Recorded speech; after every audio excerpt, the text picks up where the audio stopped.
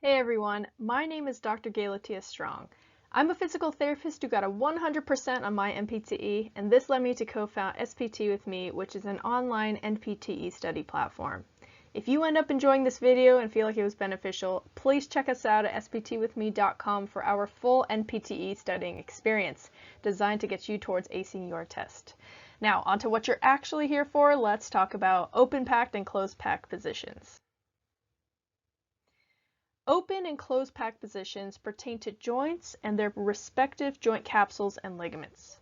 Now, the open packed position of a joint is the position that provides the least amount of joint congruency and the most amount of laxity of the joint capsule and ligaments, like I mentioned before. The closed packed position of a joint is the position that does the exact opposite. It provides the most amount of joint congruency and the least amount of joint laxity.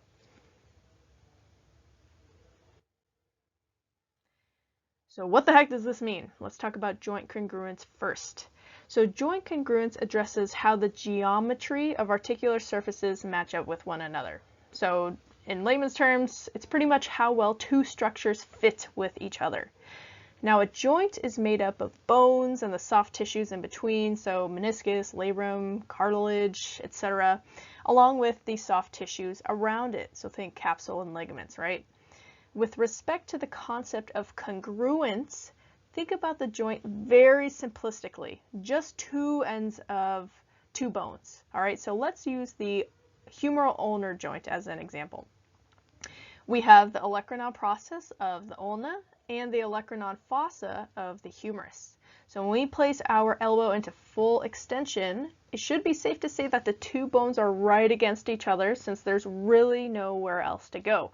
It's bone on bone, right? That's why we have that bony end field. Now, the physical structure of these two anatomical locations clearly fit very well together, as we just mentioned.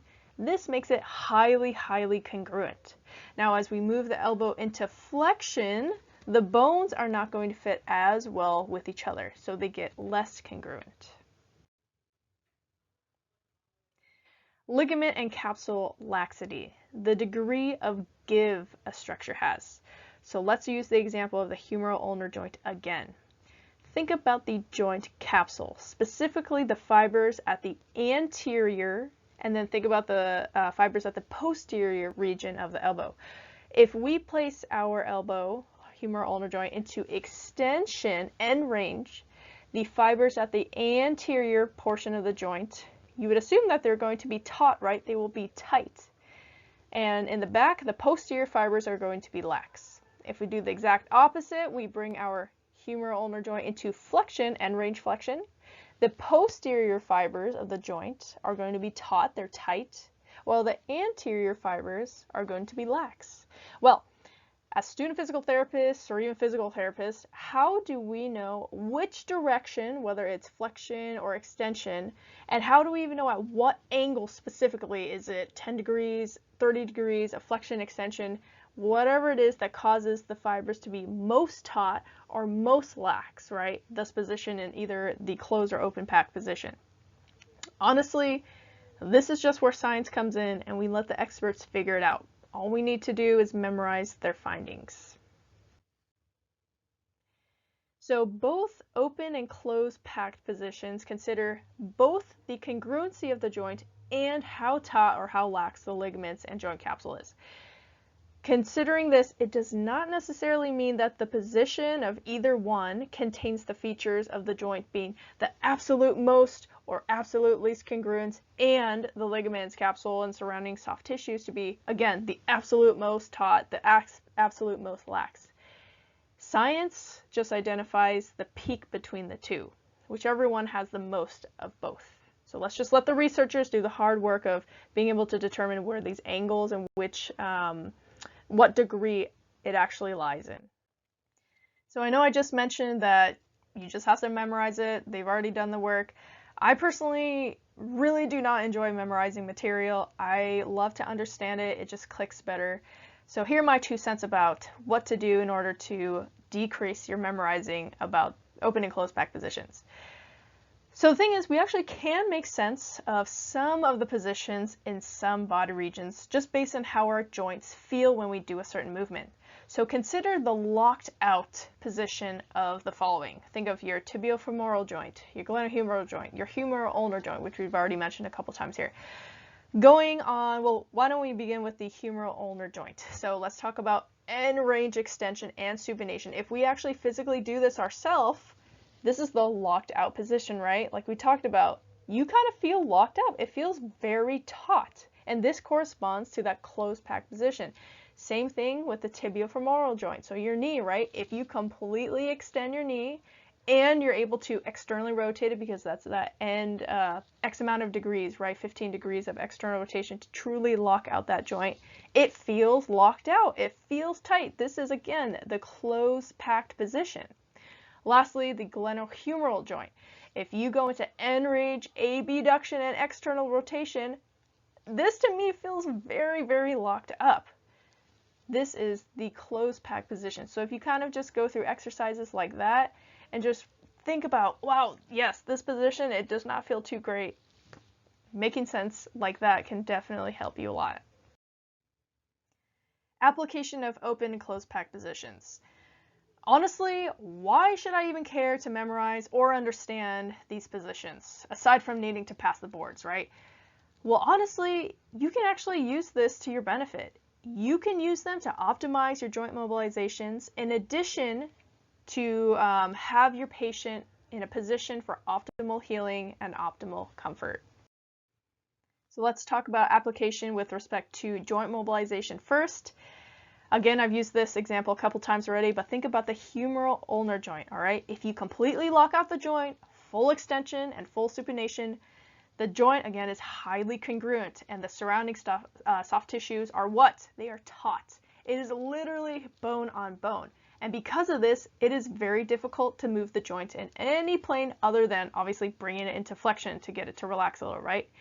If you're in full range extension supination, you cannot mobilize this joint. It cannot physically be moved. So you would not want to place this person into this end range position to mobilize. It is just not going to be as effective.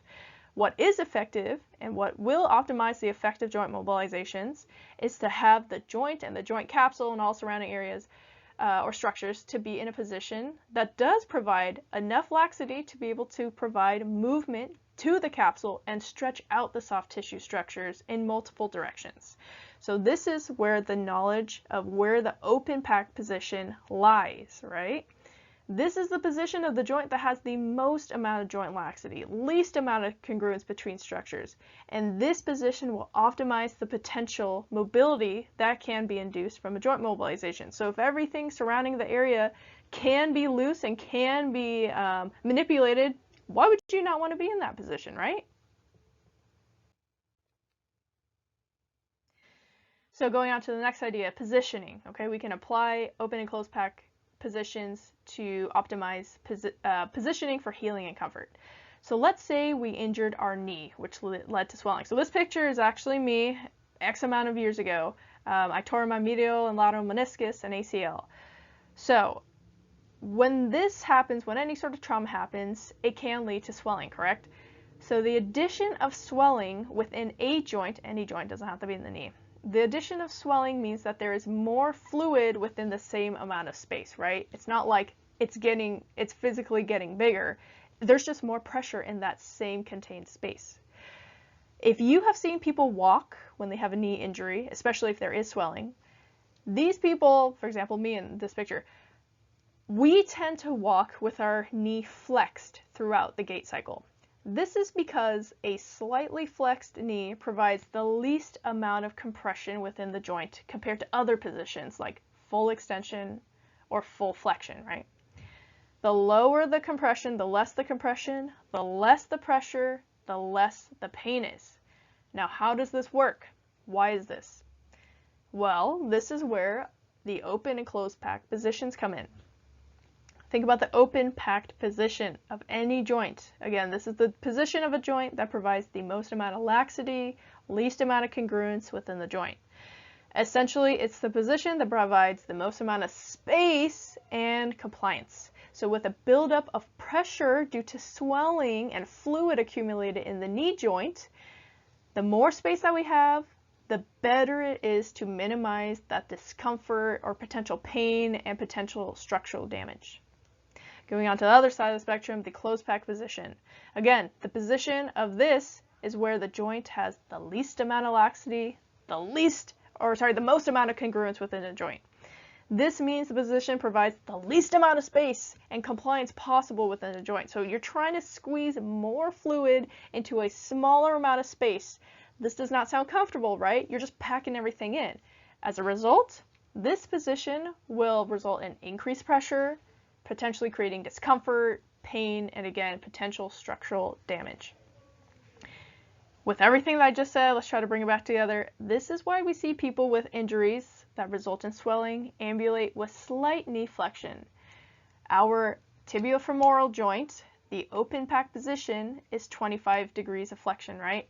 So slight flexion. And we want to avoid end range knee extension. Well, remember, end range, knee extension, and external rotation is that closed pack joint that we love to avoid when we have swelling because it doesn't feel good. This was a lot of information. However, I truly, really hope that this video was helpful to you.